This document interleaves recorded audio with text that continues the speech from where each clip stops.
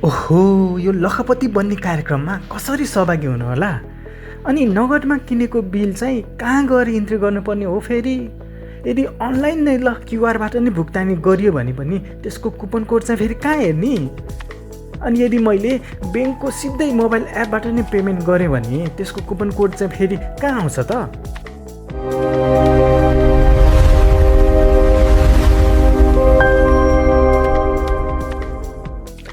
नमस्कार, स्वागत छ तपाईँलाई तपाईँको आफ्नै युट्युब च्यानल आफ्नै टेकमा। आजको यस भिडियोमा मैले नेपाल सरकारको हरेक दिन लखपति बन्ने करदाता प्रोत्साहन उपहार कार्यक्रमको पुरा जानकारी सहित लिएर आएको छु। आजको यस भिडियोमा तपाईँले दैनिक रूपमा कारोबार गर्ने भएका बिल बिजकहरूलाई कसरी अनलाइनमा इन्ट्री गर्ने र त्यसको कुपन कोड चाहे नगदमा होस् या चाहिँ अनलाइन क्युआरबाट भुक्तानी गर्नुभएको तपाईँको विभिन्न वालेटहरूमा कहाँनिर कुपन कोड हेर्ने या चाहिँ मोबाइल ब्याङ्किङ एपमा चाहिँ कहाँनिर कुपन कोड पाइन्छ भन्ने कुराको सबै जानकारी आजको यस भिडियोमा लिएर आएका छौँ। कृपया यस भिडियोलाई अन्तसम्म हेर्नुहोला। यस कार्यक्रममा सहभागी हुनको लागि हामीले किन्दाखेरि प्राप्त भएको बिललाई चाहिँ अनलाइनमा इन्ट्री गर्नुपर्ने हुन्छ। यसको लागि हामी price.ird.gov.np मा जानुपर्छ र त्यहाँनिर गएर तपाईँले यो सुरुमा यो बिलको भुक्तानी कसरी गरिएको हो भन्नेमा नगद छान्नुहोला र क्युआर जुन विद्युतीयबाट गर्नुभएको लागि इन्ट्री गर्नुपर्ने हुँदैन। त्यसकारण यो नगदमा नै भएकोलाई मात्रै इन्ट्री गर्ने भएर हामी यो नगदभित्र जाउँ र यसमा हामीले ध्यान दिनुपर्ने कुरा के छ भन्दाखेरि यदि तपाईँले व्यावसायिक प्रयोजनका लागि खरिद गरेको सामान हो भने त्यो चाहिँ यसको लागि काम लाग्दैन। या चाहिँ सरकारी निकाय वा सार्वजनिक संस्थाको नामबाट जारी भएको बिजकहरू, टेलिफोन सेवा, इन्टरनेट सेवा, विद्युतीय सवारी, ढुवानी जस्ता विभिन्न कारोबारको चाहिँ बापतको बिजकहरू पनि काम लाग्ने हुँदैन भने यदि तपाईँले सामान त खरिद गर्नुभयो तर त्यो खरिद गर्दाखेरि त्यो पसलेले स्थायी लेखा प्यान नम्बर नै लिएको छैन, त्यो नभएको बिल पनि काम लाग्ने छैन। त्यसकारण हरेकचोटि तपाईँले बिल लिँदाखेरि उसको प्यान या भ्याट नम्बर उल्लेख भएको छ कि छैन चाहिँ चेक गरेर मात्रै बिल दिनुहोला। त्यो बिना त्यो बाहेकको बिल भ्यालिड हुँदैन। त्यसपछि अब हामीले यसलाई इन्ट्री गर्नको लागि तल बिल विवरणमा जाउँ। यहाँनिर बिल नम्बर भएको ठाउँमा जसरी यहाँ एउटा स्याम्पलमा देखाएको बिलमा जसरी नै यहाँनिर भएको यो बिल नम्बर यहाँ इन्ट्री गर्नुपर्छ। त्यसपछि आएर विक्रेताको प्यान नम्बर भनेकोमा चाहिँ तपाईँले जुन पसलबाट खरिद गर्नुभएको छ त्यो पसलको प्यान नम्बर यहाँ राख्ने हो, जुन तपाईँले बिलको यो माथितिर टाउकोमा पसलको नामसँगै पाउन सक्नुहुन्छ। त्यसपछि बिलको मितिमा बिलमा उल्लेख भएको मिति राख्नुहोला र बिल कुल रकममा टोटल कति रुपियाँको तपाईँको बिल हो त्यसको टोटल एमाउन्ट यहाँ राख्नुहोला। र यो भुक्तानीको विवरणमा चाहिँ जसले खरिद गरेको, जस्तै तपाईँले सामान किन्नुभएको भने पक्कै पनि बिलमा तपाईँले आफ्नो नाम लेखनु भएको होला। त्यो बिलमा जसको नाम लेखेको छ त्यो व्यक्तिको नाम चाहिँ यहाँ यो नाममा राख्ने हो। त्यसै गरी मोबाइल नम्बरमा पनि तपाईँको आफ्नै मोबाइल नम्बर यहाँ राख्ने हो, जुन नम्बरमा तपाईँलाई यदि प्राइज जित्नुभयो भने यसैमा चाहिँ तपाईँलाई सम्पर्क गरेर तपाईँले जित्नुभएको खबर पाउन सक्नुहुनेछ।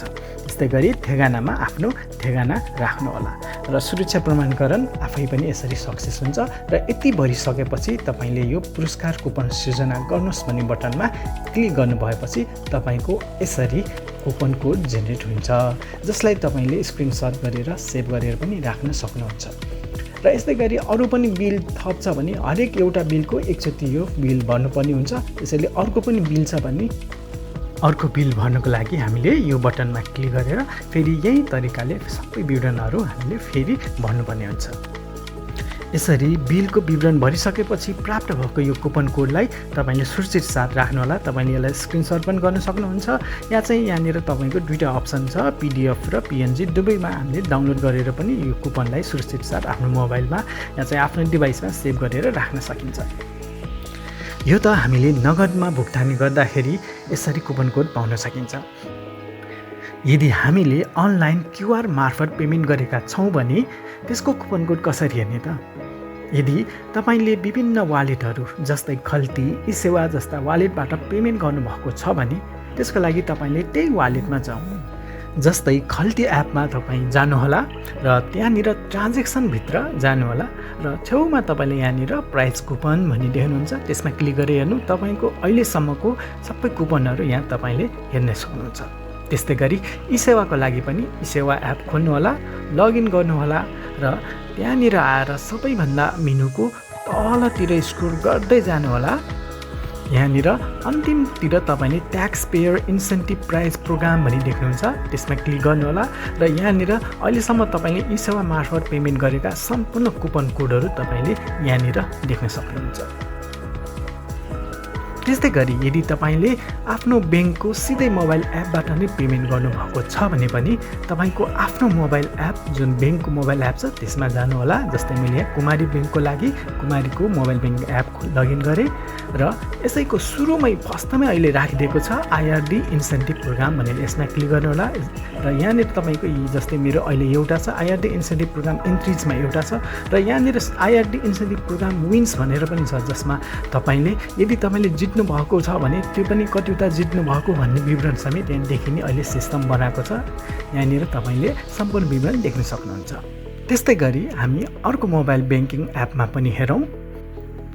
अब राष्ट्रिय वाणिज्य ब्याङ्कको मोबाइल एपमा जाउँ र यसभित्र पनि हामी लगइन गरौँ र लगइन गरिसकेपछि तपाईँले अगाडि नै यसमा पनि देख्न सक्नुहुनेछ आइआरडी इन्सेन्टिभ प्रोग्राम। सेम कुमारी ब्याङ्कमा जस्तै अगाडि नै राखेको छ र मेनुहरू पनि सेमै छ। यसभित्र पनि तपाईँले same IRD incentive program increase र प्रोग्राम विन्सहरू सबै विवरण यहीँनिर नै देख्न सक्नुहुनेछ। यस्तै गरेर हामी अर्को मोबाइल एप एभरेस्ट ब्याङ्कको पनि हामी हेरौँ। यसको लागि पनि एभरेस्ट ब्याङ्कको मोबाइल एप हामी लगइन गरौँ र एभरेस्ट ब्याङ्कको मोबाइल एपमा चाहिँ तपाईँले अगाडितिर चाहिँ पाउनुहुन्न। यसको लागि तपाईँले यो दायाँ सबैभन्दा तलतिर भएको यो मोरमा थिच्नु होला।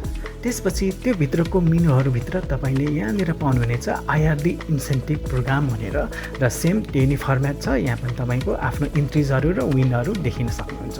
त्यस्तै गरी फेरि अर्को हामी अर्को कृषि विकास ब्याङ्कको हेरौँ र कृषि विकास ब्याङ्कको मोबाइल एपमा पनि तपाईँ जब लगइन गर्नुहुन्छ, लगइन गर्नु हुनसाथ नै सुरुको फ्रन्ट पेजमा नि तपाईँले देख्न सक्नुहुनेछ कि यहाँनिर आइआरडी इन्सेन्टिभ प्रोग्राम भनेर। यसरी हरेक ब्याङ्कहरूले अहिले मोबाइल एपहरूमा यो आइआरडीको जुन इन्सेन्टिभ प्रोग्रामलाई अपडेट गरिसकेका छन्। यदि तपाईँको मोबाइल एपमा यो देखिएको छैन भने तपाईँले एकचोटि प्ले स्टोरमा गएर एकचोटि आफ्नो मोबाइल ब्याङ्किङ एपलाई चाहिँ अपडेट गर्नुपर्ने छ भने अपडेट गर्नुहोला। त्यसपछि पक्कै पनि तपाईँले यो मेनु प्राप्त गर्न सक्नुहुनेछ। अब तपाईँले यी कुपन कोडहरूलाई सुरक्षित साथ राख्नुहोला, किनभने यसको नतिजा हरेक महिनाको 1 गते र 16 गते प्रकाशित हुन्छ र यो नतिजा पनि त्यही price.ird.gov.nb मा नै तपाईँले हेर्न सक्नुहुन्छ। यसको लागि अघि जुन बिल दर्ता गर्ने त्यही वेबसाइटमा गएर हामीले यो विजेता सूची भन्ने भित्र जानुहोला र त्यहाँनिर गएर तपाईँले आफ्नो विजेताको सूचीभित्र चाहिँ आफ्नो नम्बर पऱ्यो कि परेन कुपन कोड भनेर चेक गर्न सक्नुहुन्छ। एउटा महत्त्वपूर्ण कुरा के हो भने तपाईँले कुपन कोड मात्र राखेर हुँदैन, तपाईँले त्यो बिल पनि आफ्नो नतिजा ननिस्केसम्म चाहिँ सुरक्षित साथ राख्नुपर्ने हुन्छ। किनभने जब तपाईँलाई पुरस्कार पर्छ भने तब तपाईँले दाबी गर्दाखेरि त्यो बिलको फोटो पनि हामीले सँगै एट्याच गरेर राख्नुपर्ने हुन्छ। त्यसैले त्यो बिललाई चाहिँ तबसम्म सुरक्षित राख्नुहोस् जबसम्म त्यसको नतिजा आइसकेको हुँदैन। हस् त, सबैजनालाई धेरै धेरै शुभकामना छ कि तपाईँको कुपन कोडले 10औं लाख जित्नुहोला। आजको लागि हाम्रो यस भिडियो चाहिँ यतिमै टुङ्ग्यौँ। हजुरको कुनै जिज्ञासा, कुनै आफ्नो समस्याहरू छन् भने कृपया यस भिडियोको कमेन्टमा लेख्न सक्नुहुन्छ। साथसाथै मलाई फेसबुक पेज मार्फत पनि सम्पर्क गरी आफ्ना समस्याहरू, आफ्ना कुराहरू राख्न सक्नुहुन्छ। म जति सक्दो छिटो त्यसको जवाफ दिने प्रयास गर्ने नै छौँ। हस् त, आजलाई यति नै। नमस्कार।